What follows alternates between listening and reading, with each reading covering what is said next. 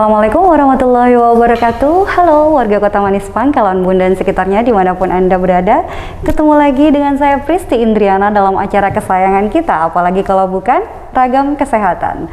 Acara yang selalu mengundang narasumber yang luar biasa dan kompeten di bidangnya, dan tentu saja kita selalu mengangkat isu, tren dan fakta seputar kesehatan. Dan pada hari ini ada yang berbeda. Jika pada biasanya kita mengangkat isu, fakta dan tren seputar kesehatan jasmani, nah pada hari ini kita akan mengangkat tema pembicaraan bersama narasumber, yaitu seputar bimbingan rohani. Nah tentu saja sangat mungkin masih asing di telinga warga Kota Manis Pangkalan Bun dan sekitarnya. Apa sih itu bimbingan rohani? Kenapa ini dibahas di acara Ragam Kesehatan? Karena ini merupakan hal yang juga tidak kalah penting dengan kesehatan jasmani maksud saya, dan rohani juga sangat penting. Nah pada hari ini sudah hadir bersama saya satu narasumber, yaitu Bapak Ustadz Sukardi. Beliau bekerja di Rumah Sakit Umum Daerah Sultan Imanuddin Pangkalan Bun. Nah langsung saja tanpa berlama-lama kita akan menyapa dan berbincang dengan beliau. Assalamualaikum Bapak. Waalaikumsalam warahmatullahi wabarakatuh. Bagaimana kabarnya hari ini Bapak? Baik, alhamdulillah sehat. Alhamdulillahirabbil alamin, dan tentu saja selalu bersemangat ya Bapak. Insyaallah. Selalu bersemangat walaupun pandemi Covid kita masih kita hadapi dan belum usai peperangan kita. Kita senantiasa berdoa untuk saudara-saudara kita, mudah-mudahan senantiasa diberikan kekuatan, dan masih yang ketika ada masih yang dirawat di rumah sakit, semoga Allah berikan kesembuhan. Amin, Allahumma amin. Baik Bapak, terima kasih saya ucapkan karena berkenan hadir bersama saya pada hari ini di acara Ragam Kesehatan untuk berbagi informasi yang tentu saja kita harapkan dapat bermanfaat untuk masyarakat Kota Manis Pangkalan Bun nggih Bapak. Betul. Dan pada hari ini kita akan berbagi informasi mengenai bimbingan rohani, gitu nggih Bapak nggih? Ya, betul, nah, bimbingan rohani mungkin saja di masyarakat awam mereka tidak memahami gitu apa sih yang dimaksud dengan bimbingan rohani di sini. Dan kita bahas pada hari ini khususnya bimbingan rohani terkait pasien yang dirawat di Rumah Sakit Umum Daerah Sultan Imanuddin Pangkalan Bun nggih Bapak. Ya, betul, nah mumpung ada ahlinya nih, saya mohon penjelasan terlebih dahulu apa sih sebenarnya yang dimaksud dengan bimbingan rohani di sini Bapak. Ya. Mungkin saya akan memulai ya. Bismillahirrahmanirrahim. Assalamualaikum warahmatullahi wabarakatuh. Waalaikumsalam warahmatullahi wabarakatuh. Seluruh warga masyarakat Kota Manis Pangkalan Bun, dan wabil khusus kepada seluruh staf RSUD Sultan Imanuddin Pangkalan Bun. Dalam hal ini saya akan memberikan sebuah mungkin sedikit catatan ya, mungkin tidak panjang lebar kita sampaikan, bahwa sudah sekitar 5 tahun semenjak 5 tahun yang lalu kita di RSUD Sultan Imanuddin ini sudah melakukan pelayanan kesehatan yang terkait dengan bimbingan rohani. Baik. Apa itu bimbingan rohani? Bimbingan rohani sebenarnya lebih kepada terkait dengan spiritual ya. Jadi karena sungguh bimbingan rohani ini sudah dibagi setiap kita punya keyakinan itu sudah ada, bahkan di rumah sakit yang Islam ada, yang Hindu ada, yang Buddha ada, yang Nasrani juga ada, sudah lengkap. Cuman kita memahami bahwa mungkin masyarakat Kota Manis Pangkalan Bun itu mungkin yang dirawat di rumah sakit hampir 85% itu rata-rata adalah Muslim ya. Ya, maka dalam hal ini saya akan mengatakan tataran terkait bimbingan rohani secara Islam. Baik. Ya, walaupun bimbingan rohani itu dilakukan tentu saja sesuai dengan keyakinan mereka masing-masing. Jadi kita melakukan bimbingan rohani sesungguhnya ingin memotivasi mereka, motivasi mereka. Pasien-pasien kadang walaupun dengan dari suasana kondisi keluarga yang bahagia, yang kemudian berkecukupan, tapi ketika dia masuk rumah sakit pasti psikisnya akan down, pasti dia akan berubah, pasti dia akan turun. Motivasinya berarti dia kadang ini, karena dia akan membedakan begitu dia di rumah kondisinya nyaman gitu, begitu dia sakit apalagi kita pahami sama-sama ketika orang sudah terinfeksi COVID-19, maka dia dirawat, dan banyak diantara mereka ya segala macam dan tingkat status apapun dia akan dirawat dalam kondisi sendiri. Bayangkan betapa mereka sangat tertekan. Dan ini juga sangat penting sekali, dan ketika kita motivasi mereka, kita besarkan hatinya bahwa kita menghadapi seperti ini tidak sendirian. Bahkan ketika keluarga-keluarga yang ini, bimbingan rohani ini bukan hanya untuk yang sakit saja gitu, tapi kepada keluarganya, bahkan secara khusus bagi keluarganya yang sudah meninggal karena COVID, kita jelasin secara pemahaman agama sesuai dengan keyakinan kita masing-masing. Di dalam hadis sudah disebutkan bahwasanya orang yang meninggal karena pandemi COVID itu kita jelaskan itu bagian dari mati syahid, luar biasa, mati syahid. Jadi ketika mereka dijelaskan seperti itu dengan keyakinannya, mereka akan, oh begitu ya Pak, begitu ya Pak, iya mati syahid. Dan sungguh kita harus jelaskan bagaimana tataran proses pemulasaran jenazah secara COVID, karena banyak rumor di masyarakat ketika kita hanya mendengar ya dari luar saja, itu pokoknya begitu COVID, begitu dia meninggal gitu, langsung dibungkus dengan kain kafan, dibungkus dengan mika, bermasukkan ke dalam peti, kemudian kita kuburkan. Jadi semua itu mungkin harus dijelaskan step by step supaya mereka paham. Jadi kesimpulannya bahwa kerohanian itu, bimbingan rohani itu adalah untuk memotivasi mereka sesuai dengan keyakinan kita masing-masing, dan supaya mereka lebih kuat lagi untuk menghadapi ujian dan cobaan ketika dia diuji dengan sakit. Demikian. Baik. Nah, itu luar biasa penjelasan dari Bapak narasumber kita, pemirsa, bahwa tentang bimbingan rohani itu sebenarnya untuk memotivasi, untuk mengajak kita belajar mengambil hikmah dari segala sesuatu yang kita rasakan ya Bapak. Karena ketika sakit kita, nikmat kesehatan kita benar-benar ditarik. Mungkin yang tadinya makan enak jadi tidak enak, tentu saja membuat psikologisnya tadi down seperti yang Bapak sampaikan. Sebelum kita bahas lebih lanjut tentang bimbingan rohani ini sendiri Bapak, mungkin mohon pengantar dulu di penjelasan dari Bapak. Kami pernah mendengar tentang terapi Quran ataupun ruqyah. Apakah ada hubungannya juga dengan bimbingan rohani ini Bapak? Iya, betul. Ini terkait sekali dengan dengan bimbingan rohani. Jadi kalau di dalam keyakinan kita sebagai umat muslim, tentu di dalam Al-Quran sudah dijelaskan dalam surat Al-Baqarah ayat 2, dzalikal kitab la raiba fihi hudal muttaqin. Sungguh tidak ada sedikit pun keraguan di dalam Al-Quran itu bagi orang-orang yang bertakwa. Kemudian dikuatkan lagi di dalam Al-Quran surat Al-Isra ayat 82, Allah berfirman, wa nunazzilu minal Qur'an ma huwa syifa. Sesungguhnya Al-Quran diturunkan itu menjadi penyembuh, wa rahmatul lil mu'minin, dan rahmat bagi orang-orang yang beriman. Jadi dengan keyakinan itu kita tidak boleh ragu. Bahkan orang dalam kondisi sakit apapun boleh dibacakan Al-Quran. Maka yang saat sekarang ini mungkin lebih dikenal dengan ruqyah syariah. Itu sebenarnya adalah terapi Quran. Jadi dalam kondisi Bapak Ibu dan mungkin keluarganya yang sakit dalam hal apapun, bacakan Al-Quran, insya Allah akan melihat. Maka ketika kemudian Rasulullah juga mengajarkan di dalam salah satu doa beliau ketika cucu beliau sakit, dengan doa Allahumma rabban nas bil ba'sya isfi anta syafi la syifa illa syifa syifaan la yughadiru saqama. Jadi ya Allah, sembuhkanlah saudara kami atau anak kami atau keluarga kami, terserah kita mau mendoakan kepada siapa, dengan kesembuhan yang sempurna. Bayangkan, dengan kesembuhan yang sempurna, hingga kesembuhan itu tidak meninggalkan rasa sakit, dan sakit itu tidak kembali lagi kepadanya. Ini doa yang sangat luar biasa. Bahkan alhamdulillah ketika kita tidak menafikan bahwa kita kadang-kadang sakit secara medis sudah kontrol ini, mungkin secara umum, secara fisik kita lihat ini medis ini larinya, tapi begitu dengan berbagai kelengkapan pemeriksaan yang dilakukan di rumah sakit, ternyata semuanya hasilnya nihil gitu.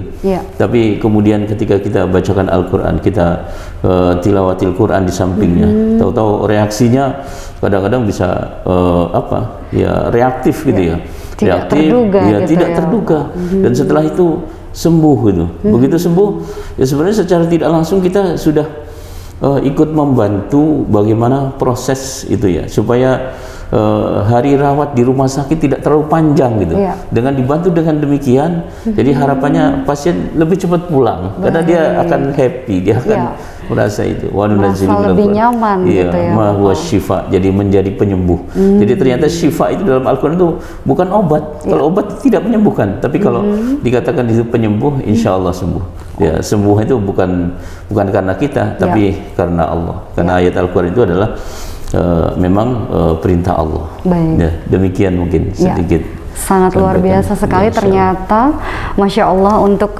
efek dari terapi Quran ini sendiri ya Bapak. Namun memang tetap berdampingan juga, namanya kita dengan medis gitu ya Bapak. Kita tidak menafikan bahwa ada medis, sekali. ada non medis ya. Saling mendukung gitu ya Bapak. Alangkah lebih baiknya lagi saling mendukung seperti yang kita laksanakan di Rumah Sakit Sultan Imanuddin Pangkalan Bun ini sendiri.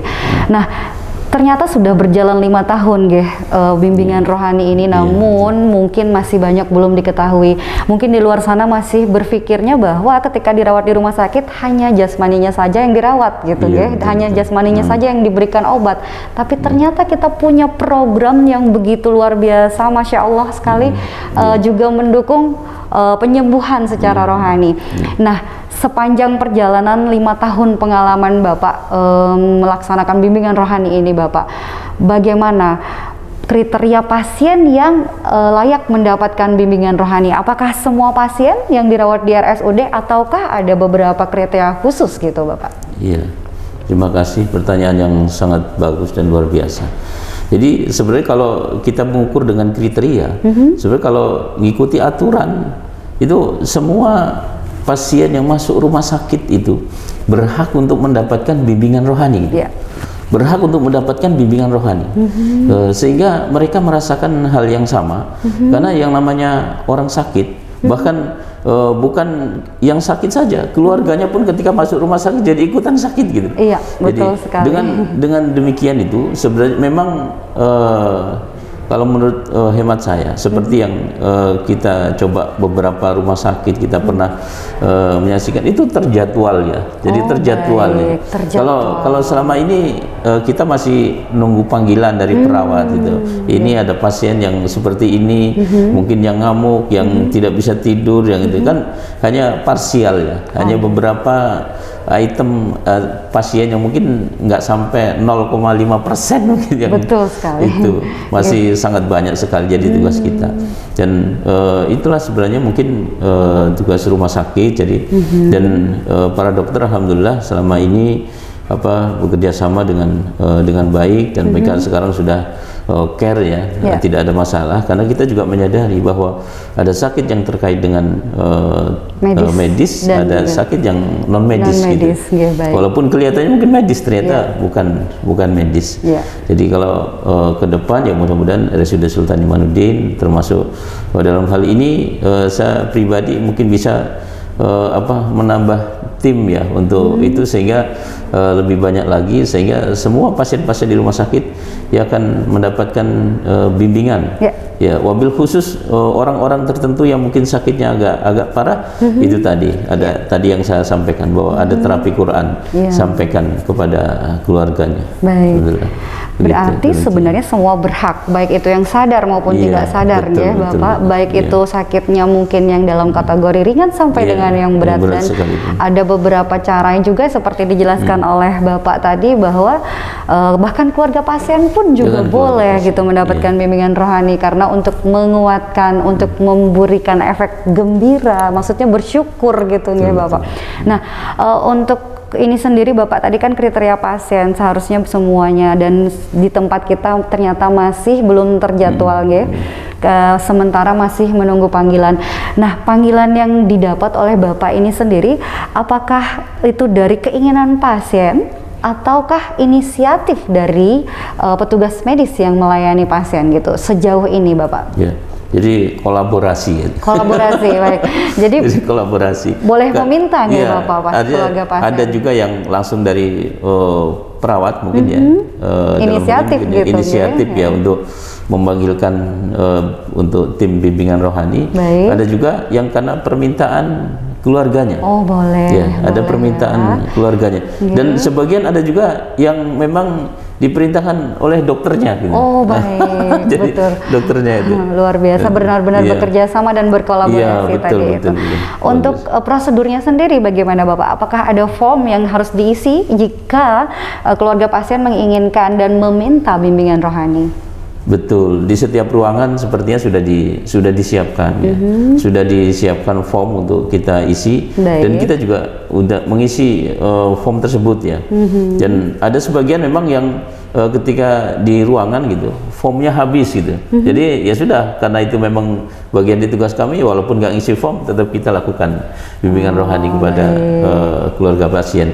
Baik. Ya, kenapa sampai terjadi seperti itu? Karena ya nih dianggap bimbingan rohani ini bagian terkecil yang mungkin masih kurang sosialisasi. Baik. Sehingga kadang-kadang form itu tidak terlalu diperhatikan. Sehingga ketika kita masuk ke salah satu ruangan, kemudian waduh formnya nggak ada Pak, ya sudah nggak apa-apa. Oke.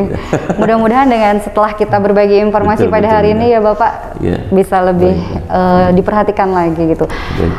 Ini adakah yang ingin Bapak sampaikan nih terkait tadi sudah banyak sekali penjelasan yang begitu Iya. luar biasa, Masya Allah dari Bapak tentang bimbingan rohani, baik itu tentang terapi Quran sendiri maupun tentang bimbingan rohani kepada pasien dan keluarga pasien. Ini yang satu yang ingin saya tanyakan, tadi ada Bapak singgung bahwa ternyata kita memang beragam sekali keyakinan, tidak hanya Muslim saja, walaupun Muslim sebagian besar gitu ya. Apakah pernah Bapak mengalami kasus gitu permintaan keluarga pasien berbeda keyakinan dari Bapak? Apakah yang Bapak lakukan sesuai prosedur yang ada di dalam Rumah Sakit Sultan Imanuddin Pangkalan Pun ini sendiri? Iya, betul sekali. Terima kasih pertanyaannya. Dan ini terjadi. Pasti pernah terjadi. Dan ini ya? terjadi di rumah sakit sini. Kalau tidak salah itu di ruang sindur kalau tidak salah. Okay. Ya. Di ruang sindur ada salah satu keluarga pasien ya. Karena kalau menurut ceritanya itu sudah reaktif luar biasa, itu sampai di ruangan sampai bikin gaduh ya, bahkan sampai satpam turun tangan gitu, dengan berbagai macam apa yang sudah beliau lakukan. Ya orang tuanya ya, baik bapaknya, ibunya, keluarganya sudah maksimal melakukan itu. Kemudian saya agak sedikit terkejut ya ketika dipanggil ke ruangan. Ternyata statusnya berbeda keyakinan dengan saya gitu. Jadi itu juga kita berkewajiban untuk mengarahkan gitu. Tetap Iya, tetap berkewajiban untuk mengarahkan.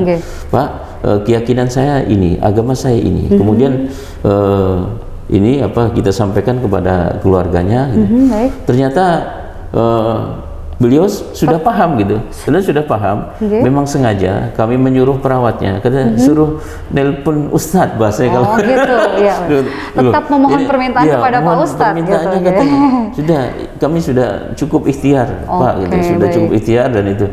Ya, jadi kalau dalam ruqyah kita kaitkan dengan masalah doa, kita boleh mendoakan kepada siapa saja gitu.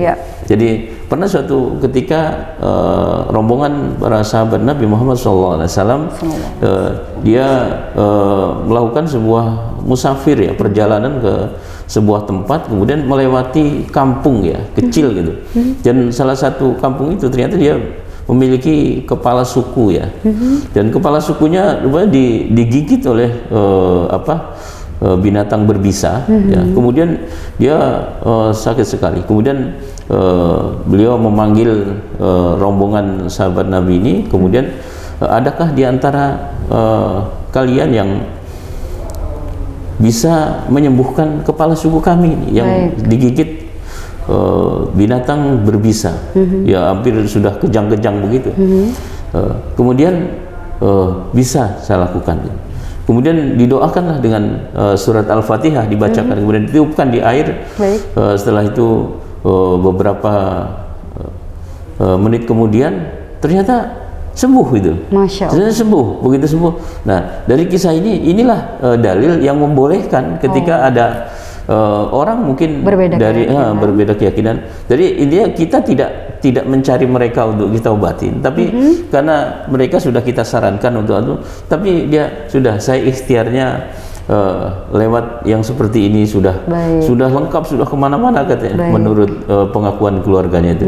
Dengan demikian begitu sembuh ya mereka alhamdulillah. Kemudian dia bersyukur, dia kita juga tidak pernah membatasi, memaksakan ya keyakinan mereka, membatasi. Dari dalil ini itulah yang membolehkan kita kalau ada orang ya proses penyembuhan itu kan dengan berbagai macam cara. Dokter pun boleh dia menyuntik orang yang berbeda keyakinan dengan segala macam itu.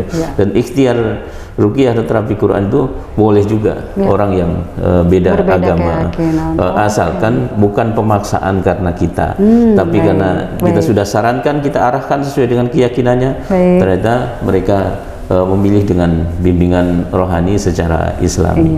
Wah, luar biasa, Masya Allah. Ternyata sesuai dengan prosedur sudah dijelaskan, tetapi tetap meminta, begitu ya Pak. Jadi tidak ada pemaksaan, dan kita tekankan di sini Kak, yang perlu kita garis bawahi bahwa kita tidak pernah membeda-bedakan ya Pak ya, namun keyakinan memang tetap menjadi pilihan masing-masing. Adakah kesimpulan yang ingin Bapak sampaikan kepada masyarakat kita seputar informasi yang sudah kita bicarakan pada hari ini yang begitu banyak dan detail sekali penjelasan dari Bapak? Mungkin boleh disimpulkan dari Bapak penjelasan kita agar masyarakat kita lebih memahami mengenai pelayanan bimbingan rohani ini sendiri Bapak. Baiklah, mungkin pertama saya akan mengawali dari internal sendiri, internal dari dalam rumah sakit. Jadi mungkin kalau harapan Bapak ke depannya untuk saya pelayanan ke depan untuk bimbingan rohani di rumah sakit, mungkin ada satu tempat tersendiri mungkin ya, tempat tersendiri. Karena tadi kalau coba bimbingan rohani kita hanya menyampaikan itu, tapi terkait dengan terapi Quran, kadang ada beberapa pasien yang reaktif gitu. Ketika pasien-pasien itu reaktif itu otomatis dia akan privasi mereka tidak terjaga gitu. Sehingga termasuk dari ruang poliklinik ada beberapa yang kemudian setelah proses pemeriksaan malah dia ngamuk dan sebagainya. Jadi selama ini kami memang siasati di musola gitu ya, di tempat itu. Tapi ke depan kalau mungkin dari pihak manajemen rumah sakit menyiapkan ruangan khusus, jadi yang agak luas sehingga orang-orang yang mau dilakukan bimbingan rohani dan kita coba lihat kondisinya itu, bawalah ke ruangan itu dan safety-nya akan terjaga gitu ya. Dan privasinya tentu saja privasinya akan terjaga. Ke depan harapan kami seperti itu. Mudah-mudahan bisa realisasi ya. Terus terang ya secara pribadi karena mungkin masyarakat kita masih banyak juga yang berkeyakinan, kepercayaan dengan berbagai macam budaya yang ada di tempat kita, sehingga ketika mereka merasa sembuh dengan terapi Quran atau mungkin bimbingan rohani, jadi kita malah justru jadi dikejar ya, dikejar oleh mereka, jadi dikejar oleh mereka, sehingga ya terus terang ya bukan bermaksud kami ingin membanggakan diri terhadap hal tersebut. Jadi terbukti orang-orang yang datang ke rumah itu kadang luar biasa, luar biasa. Bahkan beberapa kali kalau dalam satu pekan itu kadang bisa sampai menjelang pagi itu baru kita kadang capek. Tapi kalau di rumah sakit ada tempat tersendiri untuk itu, malah mungkin kita arahkan supaya orang ke rumah sakit ya.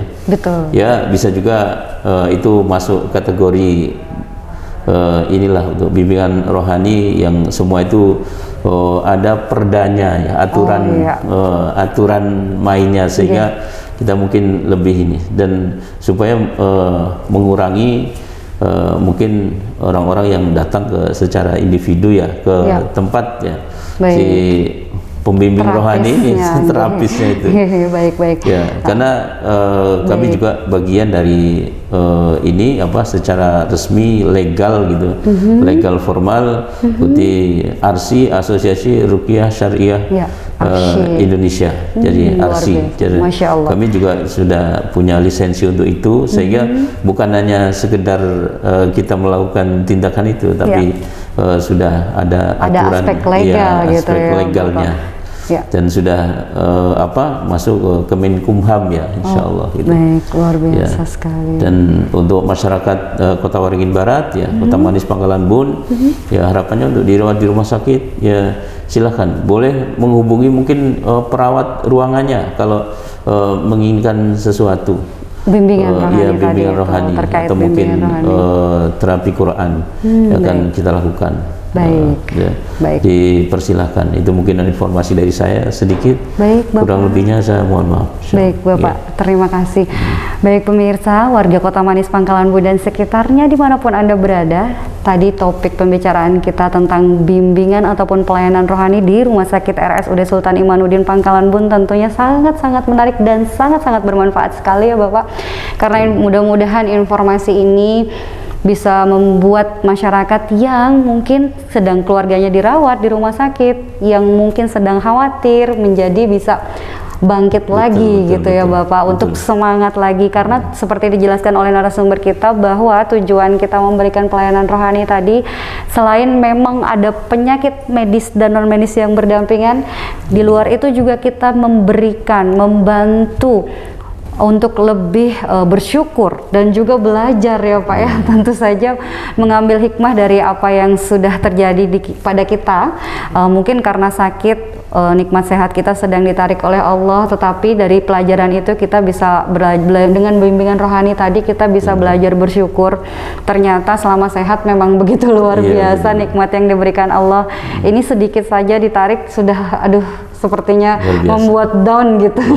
Dan padahal sehatnya lebih lama daripada sakitnya. Betul sekali, gitu. Padahal nikmat sehatnya begitu luar biasa dan begitu banyak dari Allah, tapi mungkin selama ini kita lalai untuk bersyukur. Nah, kesempatan pada saat sakit itu kita bisa belajar bersyukur, bisa belajar untuk sabar, bisa belajar juga untuk ikhlas gitu ya Bapak. Oh, luar biasa. Ini saya yakin banyak sekali pertanyaan-pertanyaan yang masih ingin disampaikan juga oleh masyarakat kita, dan dari saya pribadi pun banyak sekali pertanyaan-pertanyaan yang ingin disampaikan kepada Bapak, namun waktu kita tidak memadai untuk kita melanjutkan. Mudah-mudahan nanti di lain waktu kita bisa bertemu kembali di dalam acara Ragam Kesehatan untuk berbagi informasi yang baik itu seputar bimbingan rohani maupun seputar tema-tema lain yang mungkin tidak kalah menarik dibandingkan apa yang sudah kita bagikan informasinya pada hari ini ya Bapak. Saya mengucapkan terima kasih banyak Bapak sudah berkenan hadir di acara Ragam Kesehatan ini. Mudah-mudahan Bapak selalu sehat dan mohon doakan juga kami semua selalu sehat. Amin. Baik. Nah, itu mungkin tadi. Untuk menutup itu boleh Bapak kita sama-sama berdoa. Baik. Boleh Bapak. A'udzubillahi minasyaitonir rajim. Bismillahirrahmanirrahim. Amin amin ya rabbal alamin. Alhamdulillahirabbil alamin. Hamdan syakirin hamdan na'imin hamdika fi mazidah. Ya rabbana walakal hamdu kama yanbaghi li jalali wajhikal karim wa azim sultanik. Rabbana dzalamna anfusana wa lam taghfir lana wa tarhamna lanakunanna minal khasirin. Rabbana hab lana min azwajina wa dhurriyyatina qurrata a'yun waj'alna lil muttaqina imama. Wa qur rabbi adkhilni mudkhala sidqi wa akhrijni mukhraja sidqi waj'alni min ladunka sultanan nasyira. جاء الحق وزهق الباطل إن الباطل كان زهوقا وننزل من القرآن ما هو الشفاء ورحمة للمؤمنين ولا يزيد الظالمين إلا خسارا بسم الله بسم الله بسم الله بسم الله أرقيها الله يشفيها اشف أنت الشافي لا شفاء إلا الشفاء شفاء لا يغادر سقما ربنا تقبل منا إنك أنت السميع العليم وتب علينا إنك أنت التواب الرحيم ربنا آتنا في الدنيا حسنة وفي الآخرة حسنة وقنا عذاب النار صلى الله على سيدنا محمد النبي وعلى آله وصحبه وبارك وسلم سبحانك ربك رب العزة عما يصفون وسلام على المرسلين والحمد لله رب العالمين. Masya Allah, terima kasih Bapak. Mudah-mudahan doa dan harapan kita selalu diijabah oleh Allah Subhanahu Wa Taala. Amin. Allah ya Rabbal Alamin. Baik, kita pamit undur diri ya Bapak. Kepada masyarakat warga Manis Pangkalan Bun, kami mohon pamit undur diri. Semoga apa yang kami sampaikan pada hari ini bermanfaat. Saya Pristi Indriana selaku pembawa acara dan Bapak Sukardi. Kami mohon undur diri dan seluruh kru yang bertugas. Mohon terima kasih atas segala perhatian. Mohon maaf atas segala kesalahan dan kekurangan kami. Wabillahi taufik wal hidayah. Wassalamualaikum warahmatullahi wabarakatuh. Jangan lupa tetap patuhi protokol kesehatan, stay healthy and be positive. Sampai jumpa pada episode berikutnya.